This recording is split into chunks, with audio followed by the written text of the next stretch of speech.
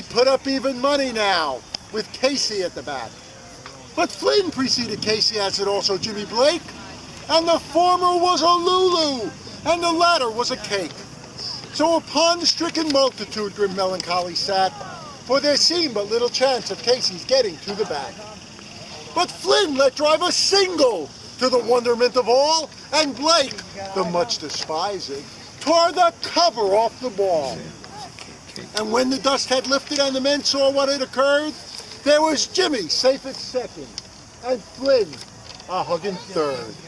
Then from 5,000 throats and more there rose a lusty yell. It rumbled through the valley. It rattled in the dell. It knocked upon the mountain and recoiled upon the flat. For Casey, mighty Casey, was advancing to the bat. There was ease in Casey's manner as he stepped into his place. There was pride in Casey's bearing and a smile on Casey's face. And when responding to the cheers, he lightly doffed his hat. No stranger in the crowd could doubt 'twas Casey at the bat. 10,000 eyes were on him as he rubbed his hands with dirt. 1,000 tongues applauded when he wiped them on his shirt. Then while the writhing pitcher ground the ball into his hip, defiance gleamed in Casey's eye. A sneer curled Casey's lip.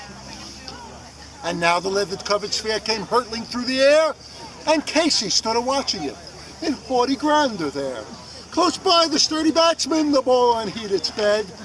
That ain't my style, said Casey. Strike one, the umpire said. From the benches black with people there went up a muffled roar, like the beating of the storm waves on a stern and distant shore. Kill him!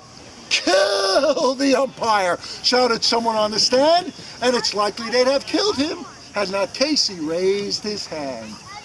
With a smile of Christian charity, great Casey's visit shown, he stilled the rising tumult. He bade the game go on. He signaled to the pitcher, and once more the spheroid flew.